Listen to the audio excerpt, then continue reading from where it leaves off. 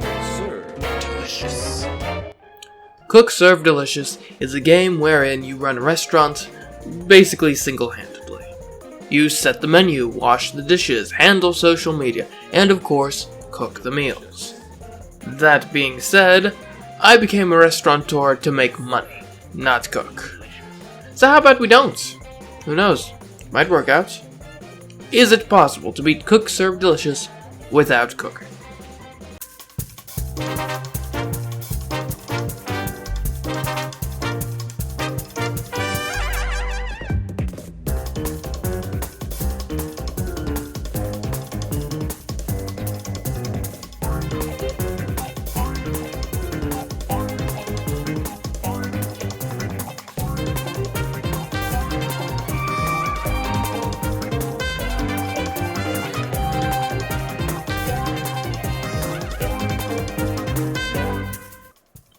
Before we delve into the rules of our particular challenge, let's go over what playing Cook Serve Delicious normally looks like.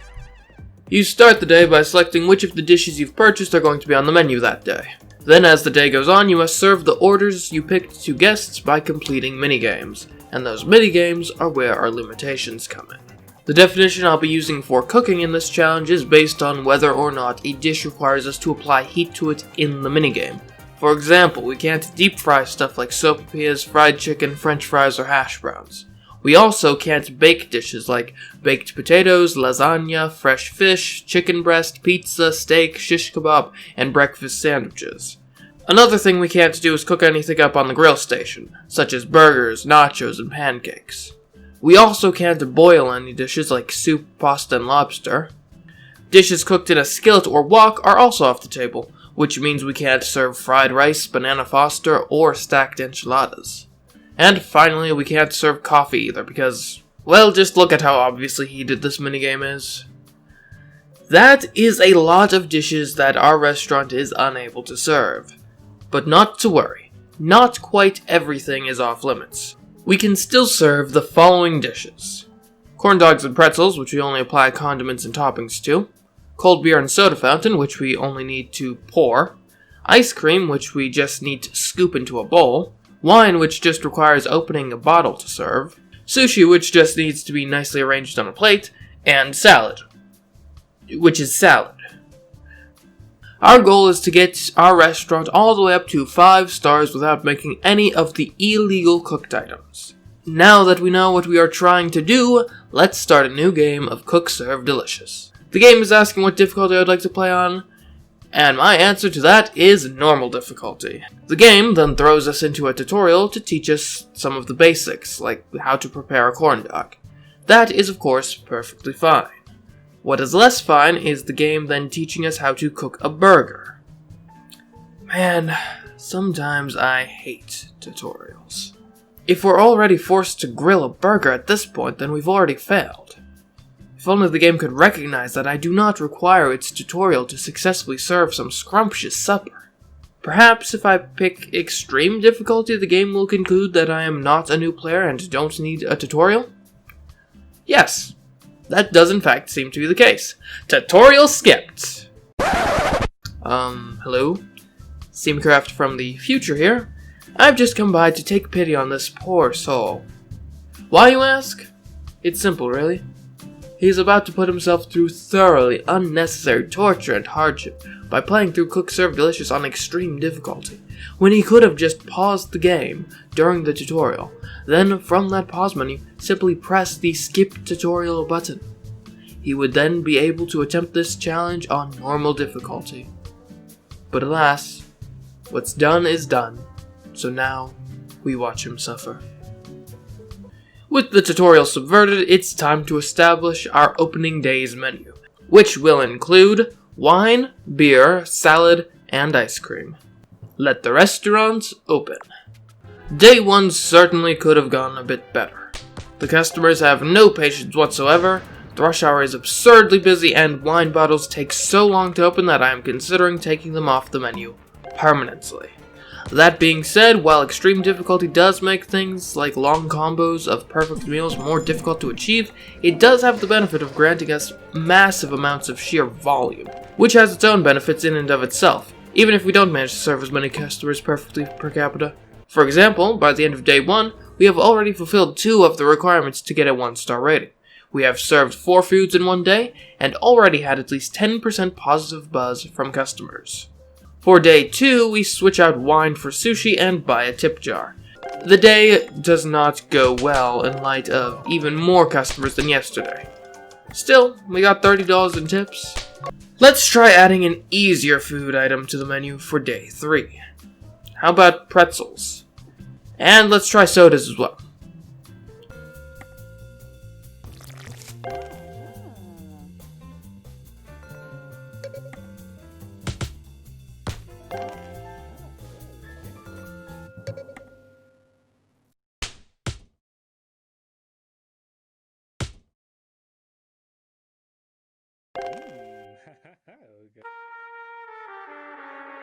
Hey, that's quite a bit better. Still not great, but better. In an unrelated note, we fulfilled another requirement today. We bought at least 6 standard foods/drinks for our menu. We're still not even close to perfect days, but we have at least done well enough to get a 12 times perfect combo on 3 separate days by day 4.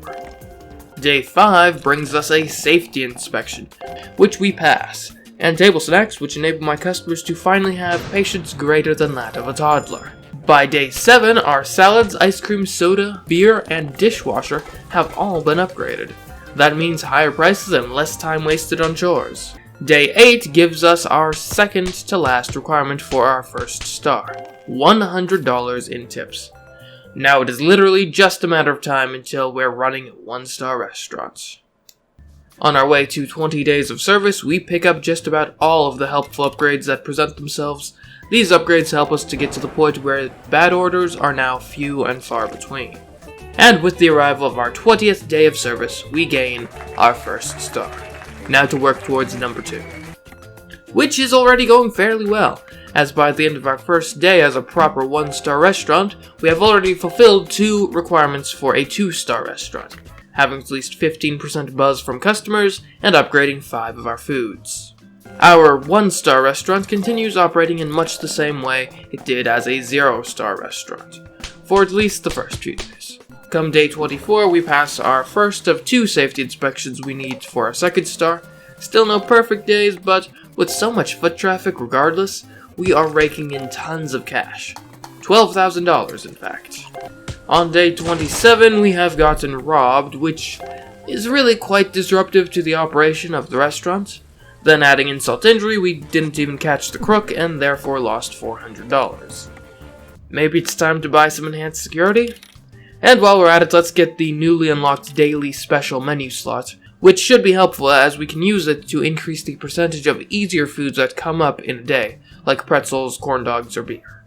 Hopefully that helps.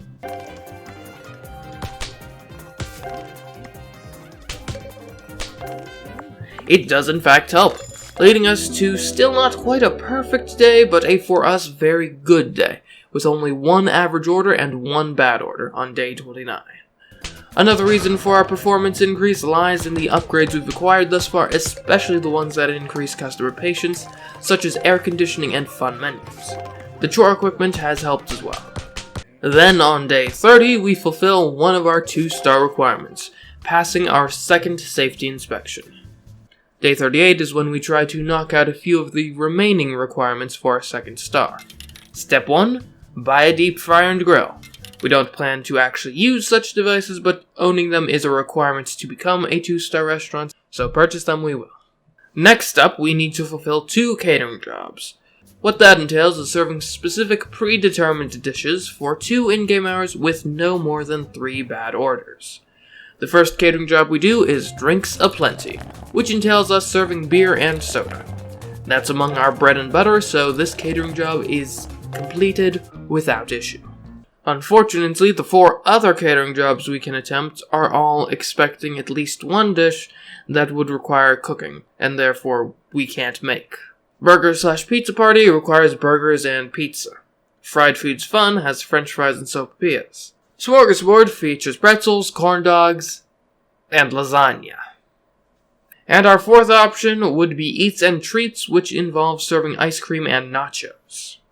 As I stated earlier, to successfully complete a catering event and therefore get our second star, we can't serve more than 3 bad orders. So just showing up and then refusing to actually serve patrons is not a valid option. But with all of these catering jobs requiring cooking, we might be stuck. Nacho fast! Yes, that was a pun. The key here might in fact lie in nachos.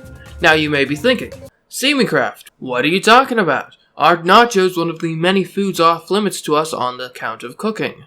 I mean, just look at that beef grilling. Yes, that is meat cooking in that particular order. But take a gander over here at another nachos order. This one is literally just a bowl of chips. If we keep trying the Eats and Treats catering event enough times, surely we'll eventually be presented with a series of orders that does not require cooking. Oh, and just to be clear, we can't even look at an order that requires cooking, because there is no way off this grill screen without cooking some meat. So if we do see the grill, then we're trapped, and every order from that point forward will totally fail, along with the catering event as a whole. But with enough perseverance, we should succeed eventually, right?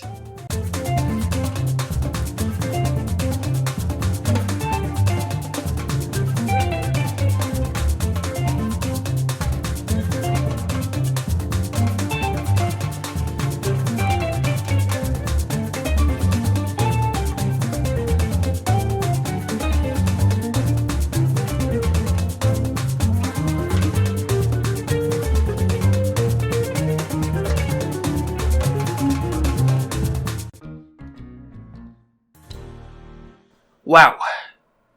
It worked. And with that, we just need to buy 8 foods, which we've already done. Okay, game?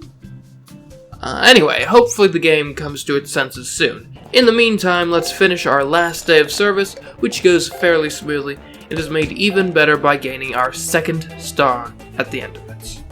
With a new star gained, let's take a look at what we need to do to earn the next one. Alright, what have we got here? 20 days of service, typical. Get an 18 times perfect combo on 5 separate days, should be doable. Purchase 10 food/drinks for your menu, easy. Upgrade 6 more foods, simple. Pass 3 safety inspections, that should be fine. Complete all catering services. All of them. Well, darn. That is impossible. We can't serve people raw burgers, pizza, lasagna, and the like. As such, that means it is not possible to beat Cook Serve Delicious without cooking. As it turns out, 2 stars is as far as we can get in this challenge. And all because people expect us to cater food for them that we literally never serve in our restaurants. Oh well. C'est la vie. Even if this didn't stop us, I'm pretty sure future events would have. In any case, 2 stars is as far as one can get in Cook Serve Delicious without cooking. If you enjoyed this video, then a good review in the form of a like or comment would be great. You may also be interested in checking out some of my other videos in which we attempt similarly ridiculous things, as well as subscribe to the channel for more delicious videos in the future. Until then, I've been CMeeCraft, getting ready to jump into another challenge. Goodbye.